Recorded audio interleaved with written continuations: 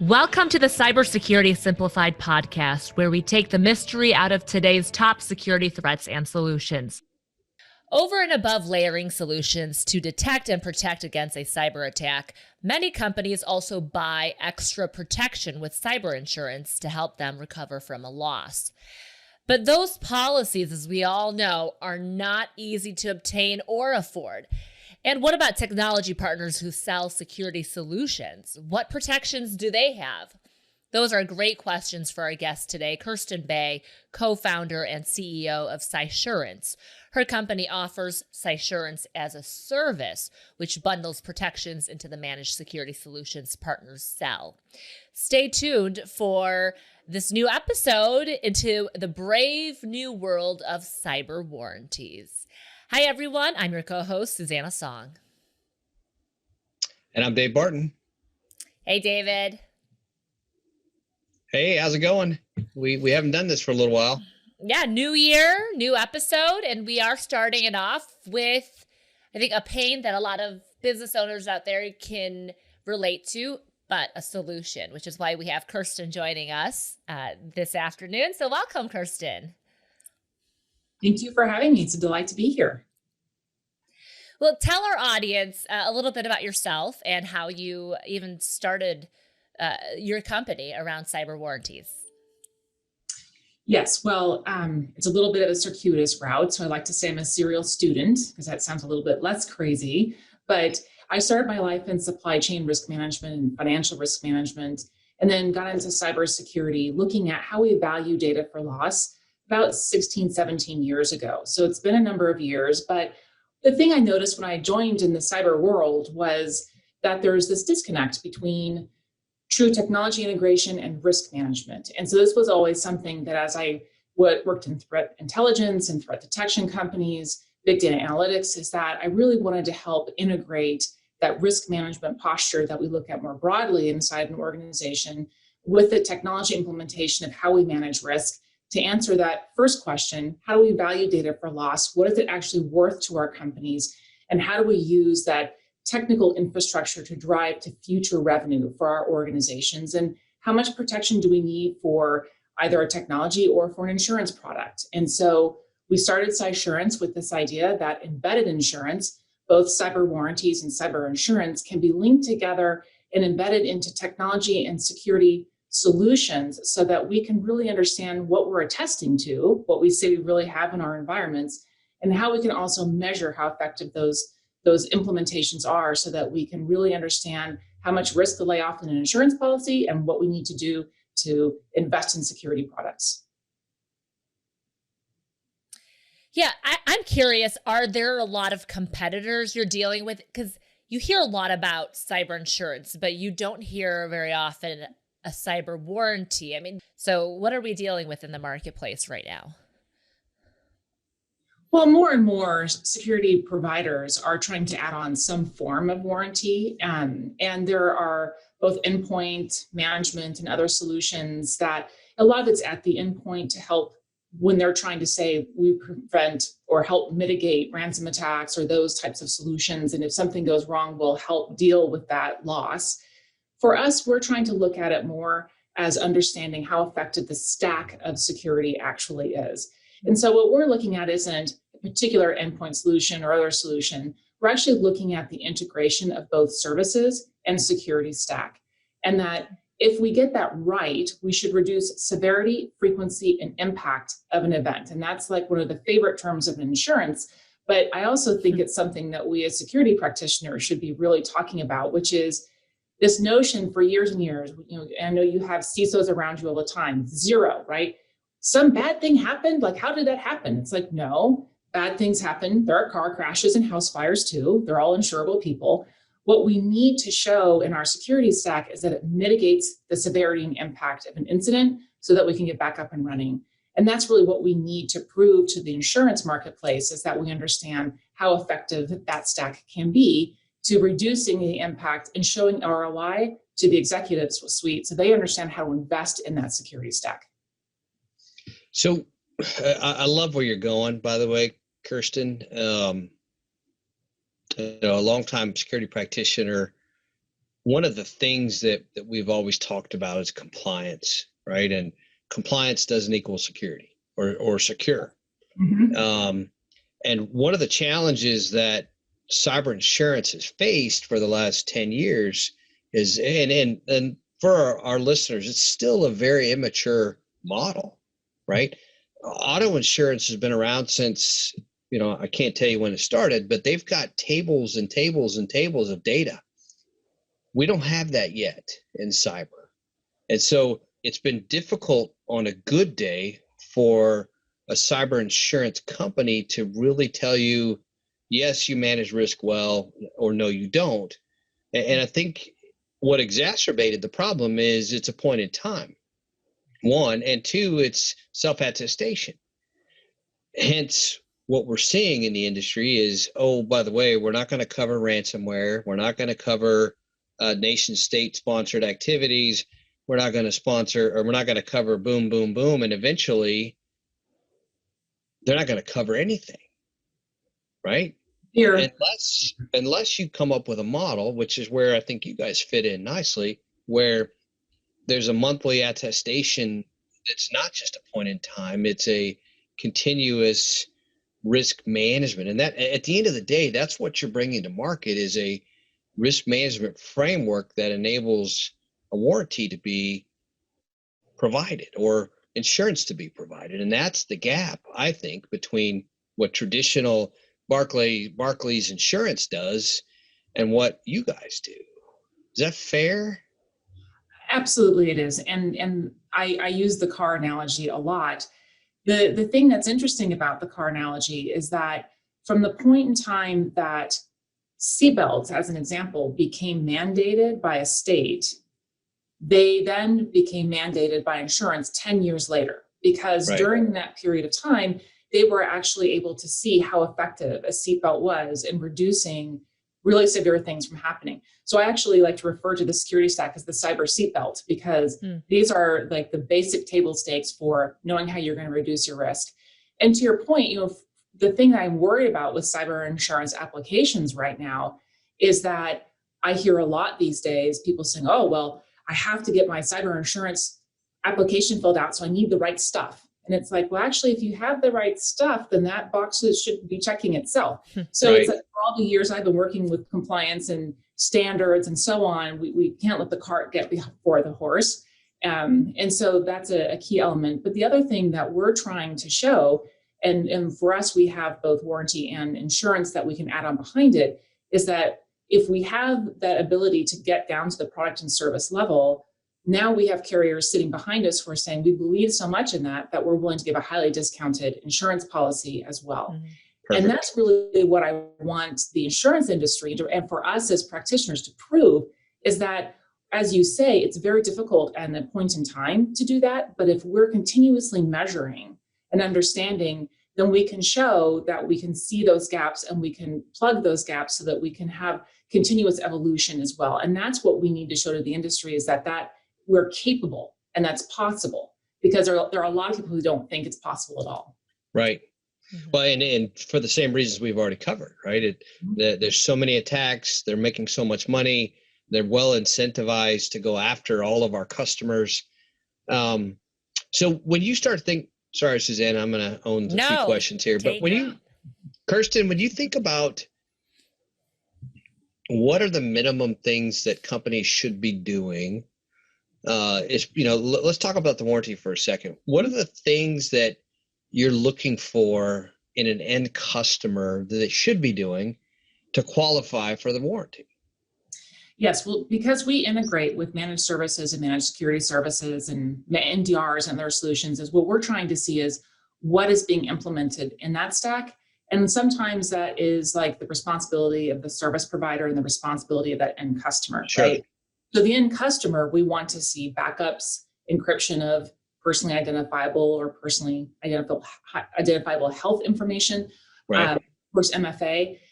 At the end of the day, having lived on both sides of this line, the thing that I want to see, and we debate MFA till the cows come home, but we know that identity and access management is really important, because that really tamps down the ability to have lateral movement, because that's every bad thing that happens to us, right? That's right.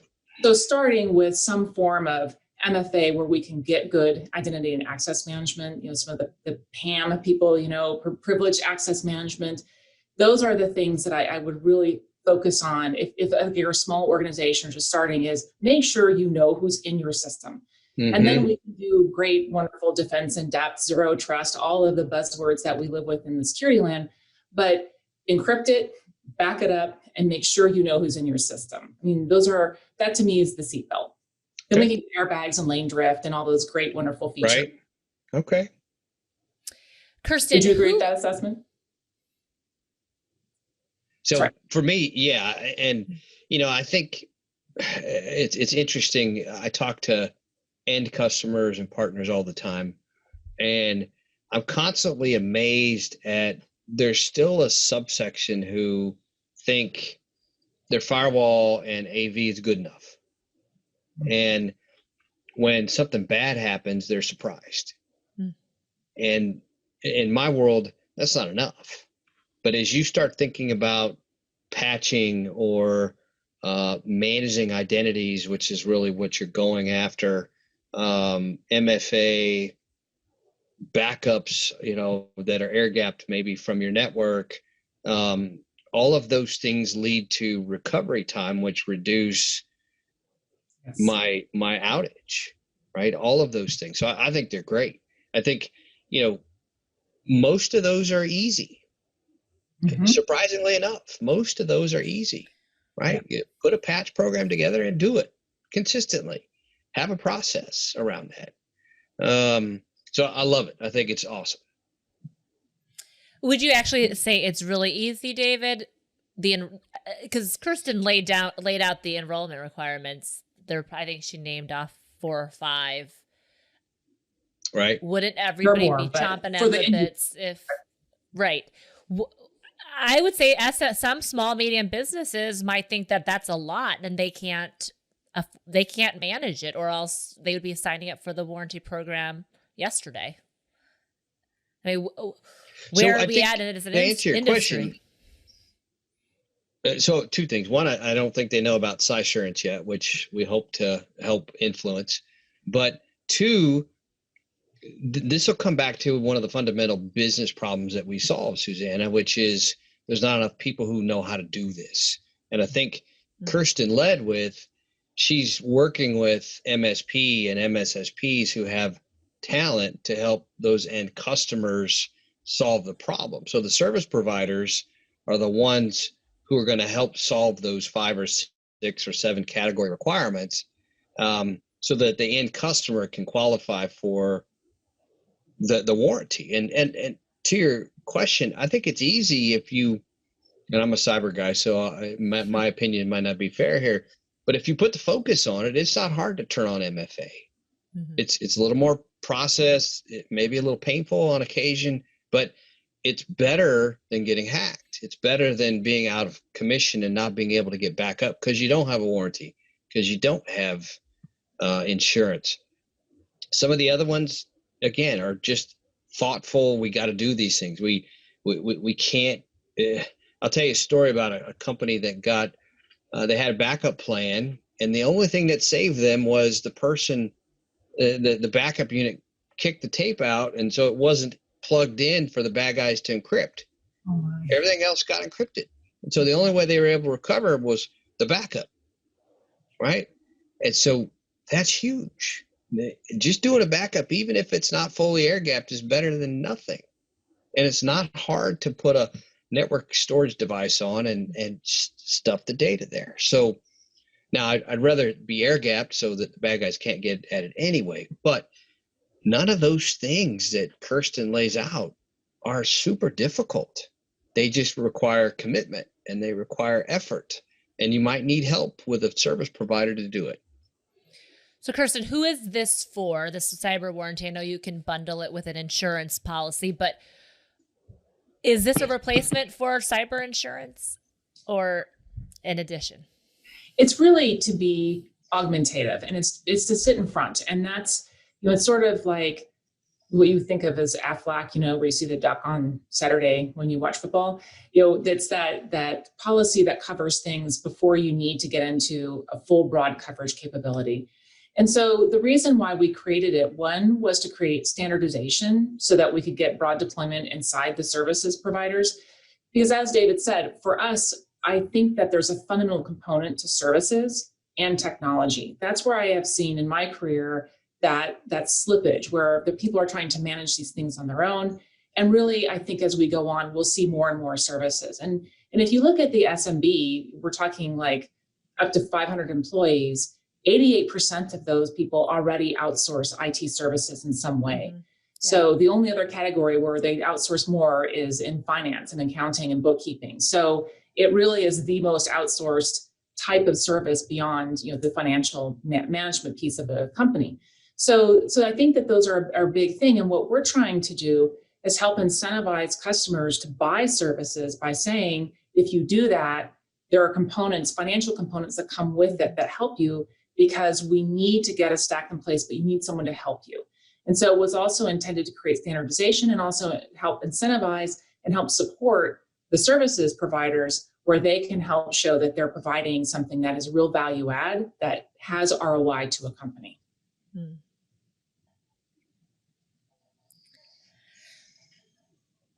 Back to the enrollment requirements, Kirsten, and not to focus too much on it. How did you come up with those requirements? What of those 5, like MFA, backup and disaster recovery, I think a patch was another requirement. What in that stack proved, was there some sort of data that you discovered or research that showed that these 5 was the answer to preventing a breach or a cyber attack or data loss and mitigating the risk?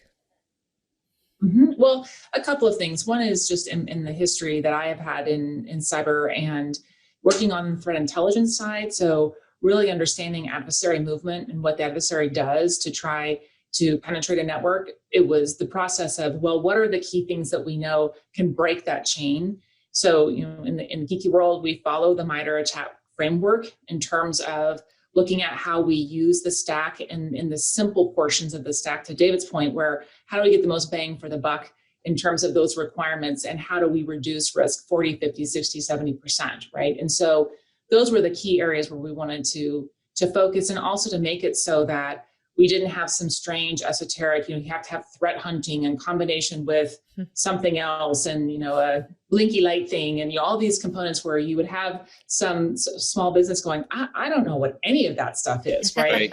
So trying to get something that's reasonable. And like you said, we can add features forever, right? I mean, there are thousands upon thousands of security companies. And part of it was to make it so that, especially managed services, because they're coming up the chain in terms of adding more in the way of adding security, I didn't want to make it so complex that they had to have a stack that was extremely expensive. So it was trying to find that sweet spot where we knew we could really dramatically reduce risk, reduce the time of implementation for both the practitioner and the buyer, but also know that we're getting some distance to, if something happens, the key thing, as David said, is, and we're trying to really create to incent this, is we want to get rapid recovery, because that's what people want. It's great to have $1 million check, but if you have nothing, does that really help? And so that's really what we're trying to help with. Well said. David, any final questions? Yeah. I was going to say, that's a huge task. I love where you're going. It's going to help so many companies. If nothing else, Kirsten, it's going to help them move the needle in their organization, because, they may only be doing 3 and they need to get to these 5. And so for me, the rising tide lifts all the boats. I think that's huge. And if we can help start to move an industry, because that's really what we have to do. We've got to move an industry. I'm all in, right? Which is why we brought you on the call or on the podcast, because we don't have enough people thinking about the problem like you are. Well, thank you. And the challenge, I think, too, is something that's incumbent in 2 areas. One is for us to really help these organizations understand that it could happen at any moment, not in a fear-mongering, scary sort of way, but let's be prepared. And there's an easy way to be prepared and a not super expensive way to be prepared. Right. And so that's one component. And to get to the other side, it's not that much of a lift. And then to prove to the insurance industry that we actually are able to mitigate those risks, but we have to get kind of everyone singing from the same song sheet to be able to do that. That's right. And then we can normalize, because we have lots of people who are saying, gosh, my policy went up 500%, or I couldn't get a renewal. And so that's what we're trying to do, is help people qualify for low cost insurance, but also that gives them a lot of value, but that the value is really tied to what they have done and continue to do daily to manage those risks in their environment. Yep, I agree. Yeah, so a cyber warranty program such as yours would expedite reaching that policy, that insurance policy. All right. Any last thoughts, David, as we wrap this episode up? Kirsten mentioned a lot of great things. No, I think, I'll just reiterate what I said. I think we need to move the industry, and that's really what we're talking about. And having an impetus of a warranty, potentially a low cost policy for cyber is going to help. It's going to help a ton. And I think it also opens us up to a conversation with our partners and then customers on, here's where you're at on a maturity scale. But if you do this and you pay this, you get all of this coverage. And in addition, you're going to move the needle from a maturity perspective as well. And I love it. I think it's been fantastic, and look forward to learning more and just seeing how it works. Yeah, so much more to explore on this topic. Well, thank you, Kirsten, for joining us on our inaugural. Actually, it's our first episode of 2023. Episode of the year. Fantastic. Well, thank you for having me. Anytime.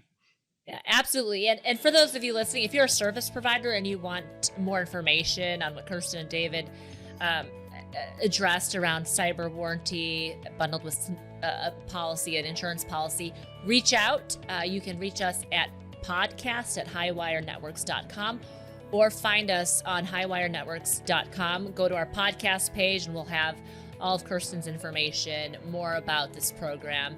And for those of you who are tuning in again, just to learn about cybersecurity, thanks so much for joining us. We'll have many more amazing episodes to come, including the next one will be all about how to operationalize cybersecurity. So we'll have our CEO, Mark Porter, join us for that episode. Until next time, I'm Susanna Song. And I'm Dave Barton. And this is Cybersecurity Simplified. From all of us here at Overwatch by Highwire Networks, thank you for listening. Don't forget to subscribe to the podcast, rate the episodes you enjoyed, share, and leave us a comment. We'll catch you next time on a Cybersecurity Simplified podcast. Remember, the more you know about cybersecurity, the safer you'll be. To learn more, visit us at highwirenetworks.com/podcasts.